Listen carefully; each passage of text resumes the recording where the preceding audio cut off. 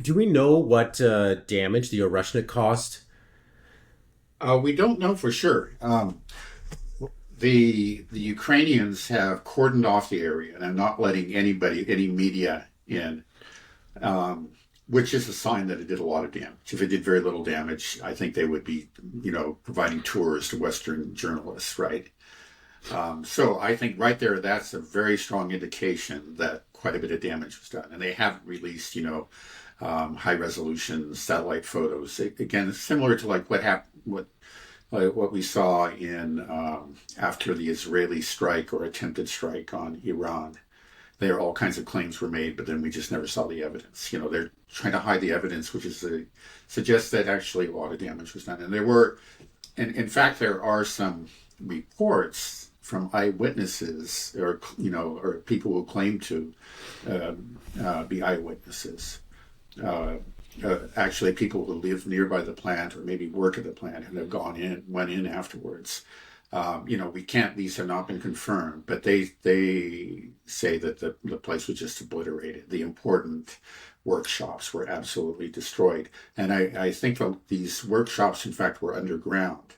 This plant had been attacked before, many times, but by conventional Russian missiles. And the damage had always been relatively superficial because it was to the surface plant. And these underground levels were always spared. But this time you said, I think I read a description this morning. You could see a hole. You walk into the warehouse and you just see a hole in the ground. Uh, and then if you try to go down, you just find that everything below those levels down there was just totally obliterated. So these weapons just pierced right to the ground and went deep into the ground and exploded and just completely took out. If these reports, are true. Uh, Mhm. Yeah, I was listening to Colonel Lawrence Wilkerson, and he said that the Oreshnik, this new weapon development here, technology, is comparable to the Manhattan Project in terms of a game changer.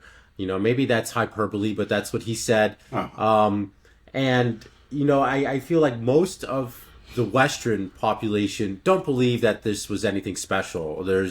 I post some of these clips of us talking yeah. about it, and you use the words like, this is a wonder weapon, it's a game changer. A lot of people are like, oh, the U.S. has stuff like this. There's No, they don't. nothing.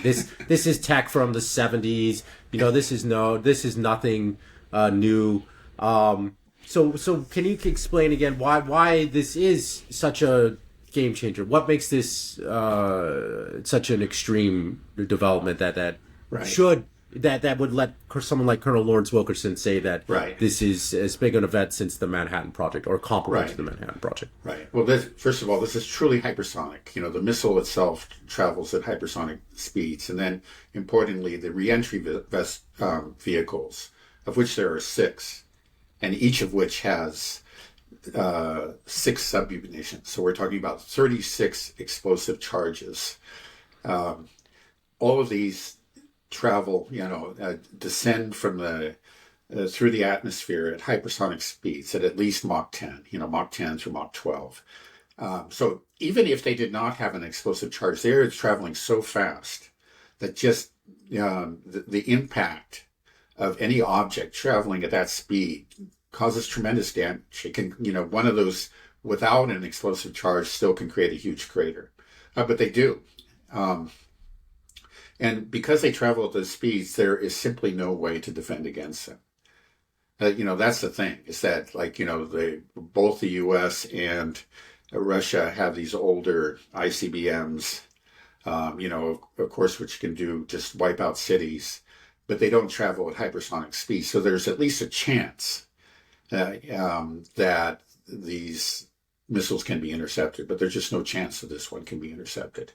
So it just means that, and it has a range that allows it to strike any city in Europe.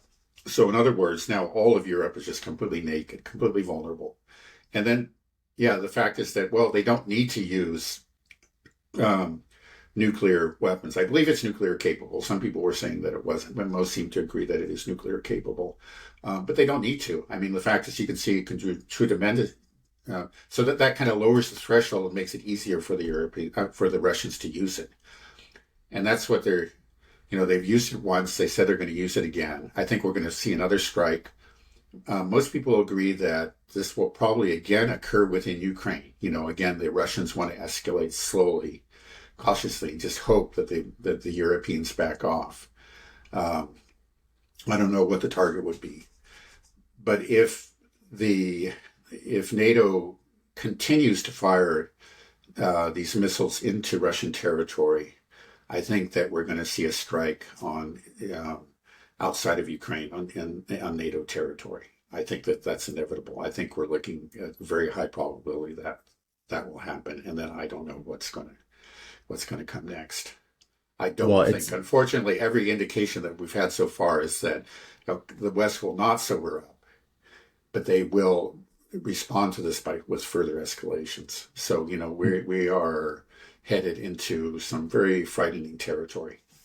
Right. It sounds like that's, exactly where we're heading. It doesn't seem like there's any off ramp. We're going to continue firing these ATACMS. It seems like the goal is escalation from the West. Do you think that is the goal at this point? I mean, well, like what base? I just don't think these people are thinking very clearly. Like they're losing, they know it, and that's why they're doing this, right? They're crossing their own red lines, before they say, oh, we don't need to do this, this wonder weapon will work. But obviously everything has failed. That's why they're doing this. Previous failures. And they just simply cannot admit to themselves that, that Russia is stronger than they are, and that they made a huge mistake by, choosing to launch this proxy war against Russia. They just can't. So they're just throwing everything out, including the bathroom sink, as the old saying goes.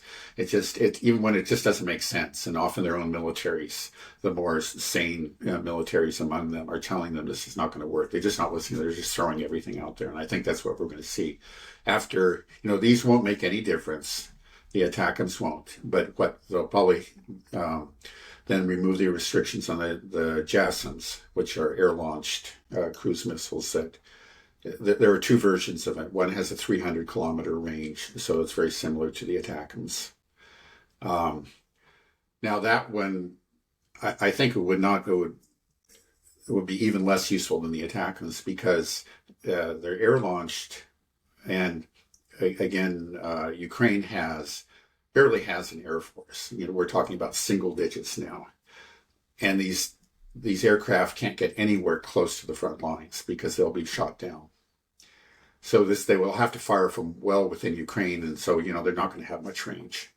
And then again, air-launched missiles tend to have smaller warheads, so they're just not going to do as much damage.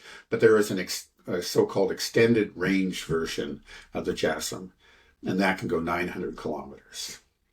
So that, even if it's fired from an aircraft well within Ukraine, could hit Moscow and beyond. And